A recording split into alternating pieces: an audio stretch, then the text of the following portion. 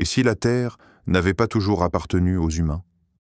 Avant que nos pieds foulent le sol, avant que les prières montent vers le ciel, la terre appartenait à d'autres. C'est un mystère que peu explorent, et pourtant, c'est un chapitre essentiel de notre histoire spirituelle. Dans cette vidéo, tu vas découvrir ce qu'Allah a établi sur terre avant même la création d'Adam, alayhi salam. Une histoire oubliée que le Coran, les hadiths et certains récits authentiques ont évoquée. Pas une fiction, mais une vérité qui bouleverse notre compréhension du destin humain. La création de la terre, un projet divin avant les hommes, avant que le nom d'Adam ne soit prononcé dans les cieux, avant que le moindre cœur humain ne batte, la terre était déjà là. Pas comme un simple rocher perdu dans l'univers, mais comme une œuvre divine, soigneusement pensée, intentionnellement façonnée. Allah, dans sa sagesse infinie, ne crée rien au hasard. Chaque montagne a une place. Chaque rivière suit un tracé. Chaque graine connaît son rôle. La terre fut modelée comme un berceau pour une destinée immense, mais dont les premiers chapitres furent écrits sans nous. Dans le silence de l'univers, Allah dit « Sois » et la terre est. Elle n'était pas encore foulée par des pieds humains, mais elle vibrait déjà sous le regard du Créateur. Les cieux furent élevés sans piliers visibles, les étoiles suspendues comme des lanternes célestes, les mers étendues à perte de vue. Rien n'était chaos, tout était ordre, mesure, harmonie. Le Coran le dit clairement, c'est lui qui a créé pour vous tout ce qui est sur la terre. Sourate Al-Baqarah 2.29. Mais avant de dire « pour vous », il y a eu une préparation silencieuse, majestueuse, invisible. Imagine une scène. Le vide, puis la lumière. Le silence, puis le vent. La poussière, puis les continents. Allah n'a pas bâti une planète quelconque. Il a sculpté un monde qui allait accueillir un miracle, l'homme. Mais pas tout de suite. Car avant l'homme, la terre avait une histoire à écrire, des créatures à porter, des épreuves à traverser. C'est cette attente sacrée qui rend la terre si spéciale. Elle n'est pas qu'un lieu, elle est le théâtre d'une volonté divine. Elle porte les traces d'une sagesse que nous ne connaissons pas toujours. Le prophète, Saous, nous a appris que la création a un ordre, un but, un sens.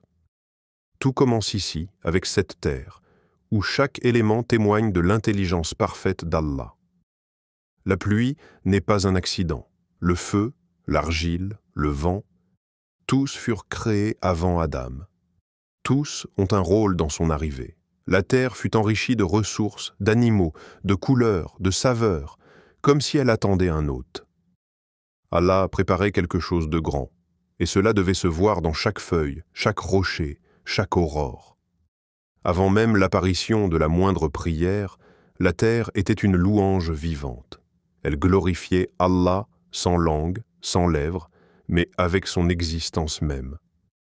Les montagnes proclamaient sa grandeur, les océans reflétaient sa puissance, et les étoiles, dans le silence de la nuit, brillaient comme des versets non écrits. Alors oui, la terre fut faite bien avant l'homme. Mais pas sans raison. Elle fut faite avec amour, avec majesté, avec une promesse silencieuse. Quelqu'un viendra. Quelqu'un portera la lumière. Quelqu'un héritera de cette création. Et ce quelqu'un, ce fut Adam. Mais avant lui, Allah devait raconter une autre histoire. Une histoire oubliée que nous allons maintenant redécouvrir. Les djinns, premiers habitants, premiers conflits. Lorsque la terre fut façonnée, purifiée, ordonnée, Allah ne la laissa pas vide. Bien avant que l'homme n'y mette les pieds, d'autres créatures y vécurent. Des êtres faits de feu sans fumée. Invisibles à l'œil humain, mais bien réels. Ils s'appelaient les djinns. Créés avant Adam, les djinns furent les premiers habitants de la terre. Allah leur donna la liberté d'y vivre, d'y évoluer, de s'y établir. Ils avaient ce que l'on appelle aujourd'hui le libre arbitre, la capacité de choisir entre le bien et le mal, la soumission ou la rébellion, comme nous, comme les humains allèrent l'être plus tard. C'est ce libre arbitre qui allait les élever ou les perdre. Pendant un temps, ils vécurent en paix. Ils bâtissaient, peuplaient, parcouraient les terres. Mais progressivement, leur cœur se détourna. L'orgueil les toucha. Les conflits éclatèrent. La violence, l'injustice, le sang. Ce qui devait être un havre devint un champ de guerre. Les djinns se sont détruits les uns les autres, oubliant celui qui leur avait donné cette terre. C'est dans ce contexte que le nom d'Iblis apparaît pour la première fois dans l'histoire. Il faisait partie des djinns, mais il était différent. Dévot, obéissant, élevé par sa piété, il fut autorisé à côtoyer les anges dans les cieux. Il priait, jeûnait, invoquait. Il se voyait comme supérieur, pur, digne. Il ne savait pas encore qu'un simple acte de rébellion, une seule goutte d'orgueil, allait le condamner pour l'éternité. Mais pour l'instant, Iblis observait. Il voyait ses semblables s'autodétruire. Il se sentait au-dessus, meilleur, élu. Les anges, eux, regardaient cette terre se remplir de violence. Et lorsque Allah annonça « Je vais établir un vicaire sur la terre », ils réagirent avec une question pleine de perplexité. « Vas-tu y placer quelqu'un qui y sèmera la corruption et versera le sang, alors que nous te glorifions » Sourate Al-Baqarah 2:30. Pourquoi cette question? Parce qu'ils avaient vu ce que les djinns avaient fait. Ils savaient ce qu'un cœur libre pouvait engendrer. Ils craignaient que l'homme ne reproduise ce chaos. Mais Allah leur répondit avec sagesse. « Je sais ce que vous ne savez pas. » Ce verset est une clé. Il révèle qu'il y a, derrière l'histoire des djinns, un message caché. Allah savait ce que l'homme allait porter, non pas seulement le risque de la destruction, mais la capacité au pardon, à l'amour, à la lumière. Là où les djinns avaient échoué, l'homme serait capable de se relever, de se repentir, d'aimer Dieu, malgré sa faiblesse. Et pourtant, cette première histoire, celle des djinns, n'est pas une simple légende. Elle est le miroir de ce que nous pouvons devenir. Car en vérité, lorsque l'homme oublie Dieu, il fait pire que les djinns. Il détruit la terre. Il oublie sa mission. Il se croit maître alors qu'il n'est qu'un invité. La corruption des djinns est un avertissement. Le destin d'Iblis, une leçon. Car ce djinn, si pieux, si admiré, deviendra le shaitan, le maudit, le rejet. Et c'est dans cette atmosphère, entre guerre invisible et espoir caché, que la scène fut dressée pour un autre miracle. La descente des anges sur la terre, envoyés pour purifier le sol et le préparer à l'arrivée d'un hôte bien plus grand. Les anges descendus pour purifier la terre. Il y a des moments dans l'histoire de la création où le silence du ciel se brise, où l'invisible devient action, où la lumière descend avec une mission précise. Ce fut l'un de ces moments. Allah ordonna aux anges de descendre sur terre. Pas pour admirer ses beautés, pas pour y résider, mais pour la purifier. La corruption des djinns avait souillé cette création magnifique. Le sang versé avait imprégné le sol. La violence avait assombri les cieux. Et pourtant, Allah n'a pas abandonné la terre. Au contraire, il l'a choisie. Il a voulu la restaurer. Il a envoyé ses créatures les plus obéissantes, les plus pures, les anges, pour rétablir l'ordre et préparer un terrain sacré. C'est une image puissante. Des armées d'anges descendant comme une pluie céleste, éclairant les ténèbres, traquant l'injustice, nettoyant la terre de ceux qui avaient trahi leur mission. Ils ne sont pas descendus avec colère, mais avec autorité divine. Ils n'ont pas parlé, mais ils ont agi au nom d'Allah. La terre, une fois souillée, fut lavée par des mains invisibles, par la lumière des cieux. Parmi ces anges, selon certaines traditions, un nom revient avec force, Jibril, Gabriel. L'archange du message, l'ami des prophètes, celui qui plus tard apportera le Coran à Muhammad, Saous, descendit bien avant la révélation pour purifier le monde où le Verbe divin serait un jour récité. La mission était claire, éliminer le chaos et rétablir le calme. Car la paix n'est pas une option dans la création divine. C'est une condition pour la suite. Pendant que les anges agissaient, Iblis regardait. Toujours là, toujours pieux en apparence, il observait la scène avec un mélange d'admiration et d'orgueil. Il ne voyait pas que cette mission des anges était un signal divin. Le sol de la terre allait bientôt accueillir quelqu'un d'autre, un être nouveau, différent, promis à une épreuve unique. Iblis voyait l'avenir approcher, mais il ne comprenait pas encore que cet avenir allait le mettre à l'épreuve lui aussi. La descente des anges, c'est aussi une leçon pour nous. Allah ne laisse jamais la corruption régner éternellement. Il intervient. Il envoie ses soldats de lumière pour restaurer ce qui a été détruit. Et aujourd'hui encore, même si nous ne les voyons pas, les anges continuent de descendre. Pas avec des épées visibles, mais avec la protection, la guidance, la sérénité. Lorsque tu invoques, ils entendent. Lorsque tu pleures sincèrement, ils enregistrent. Lorsque tu marches vers Dieu, ils te couvrent de leurs ailes. La terre, désormais purifiée, devenait prête. Prête pour une création encore plus noble. Un être d'argile façonné par la main divine. Un être qui porterait le souffle d'Allah, le poids du choix, la grandeur de la mission. Mais avant cela, Allah voulait nous faire entendre son projet. Le projet d'installer un vicaire, un califat, sur cette terre. Et c'est là que commence la véritable aventure de l'homme. La décision divine de créer Adam et la réaction des anges. Le tumulte des djinns s'était tu. La terre, autrefois souillée, retrouvait son calme sous les ailes des anges. Et c'est dans ce silence sacré, dans cette lumière revenue, que retentit une annonce céleste, une déclaration divine, un secret gardé depuis le début des temps. Allah, Seigneur des mondes, dit « Je vais établir sur la terre un vicaire, califat ». Sourate Al-Baqarah, 2h30. Un khalifa. Un représentant, un être nouveau, jamais vu auparavant. Un projet que seul Allah comprenait entièrement. Les anges, eux, furent frappés d'étonnement, non pas par révolte, mais par incompréhension pure et sincère. Ils demandèrent, dans une humilité exemplaire, « Vas-tu y placer quelqu'un qui y sèmera la corruption et y répandra le sang, alors que nous te glorifions et proclamons ta sainteté ?» Pourquoi cette réaction? Parce qu'ils avaient vu les djinns.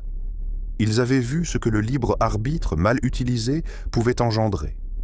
Ils craignaient que l'homme répète cette histoire, non par orgueil, mais par souci pour la création d'Allah. Et Allah répondit d'une parole mystérieuse et majestueuse à la fois, « Je sais ce que vous ne savez pas ». Cette réponse est une clé, un voile posé sur un secret divin. Car Allah ne crée rien sans sagesse. Il savait que l'homme allait chuter, certes, mais aussi se relever. Pécher, oui, mais aussi se repentir. Aimer Dieu malgré l'oubli, le chercher malgré la distance. L'homme allait porter quelque chose que les anges ne pouvaient pas porter, la fragilité, la douleur, la lutte intérieure, et pourtant l'amour. Là où les anges étaient de faits de pure obéissance, l'homme allait être fait de choix, d'épreuves, d'émotions brutes, mais aussi de prières sincères, de larmes en prosternation, de sacrifices silencieux pour Dieu. Et c'est cela que les anges ne voyaient pas encore. À ce moment précis, Iblis, qui vivait parmi eux, entendit aussi cette annonce. Lui non plus ne comprit pas. Mais ce qu'il ressentit n'était pas de l'incompréhension. C'était de l'orgueil naissant, une chaleur sombre dans son cœur, une opposition silencieuse qui allait bientôt exploser. Il ne le savait pas encore, mais cette décision divine allait être le point de rupture entre sa piété apparente et sa véritable nature. Pendant que les anges s'interrogent, Allah agissait. Il façonnait, dans un endroit béni, le premier être humain, non pas de lumière, non pas de feu, mais de terre et d'eau, un être fragile mais porteur de l'âme, de l'intelligence, de la capacité d'aimer son Créateur sans le voir, et pendant que le corps d'Adam prenait forme, le ciel observait. Les anges attendaient, Iblis, lui, brûlait. Car ce corps d'argile, ce simple moule silencieux, allait être celui que Dieu allait honorer au-dessus de tous, même au-dessus des anges. Le souffle divin et la prosternation des anges. Il était là. Le corps d'Adam, façonné d'argile, d'eau et de lumière cachée. Un corps sans mouvement, encore silencieux, mais déjà porteur d'un mystère immense. Les anges l'observaient, curieux. Iblis, lui, le dévisageait avec dédain. Il voyait l'argile, il ne voyait pas l'âme. Il voyait la matière, il ignorait le miracle à venir.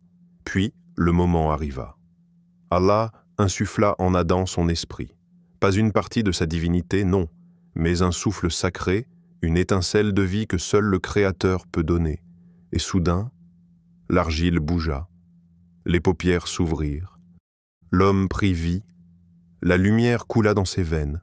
Il respirait, il regardait, il existait. Ce fut le moment que le ciel entier attendait.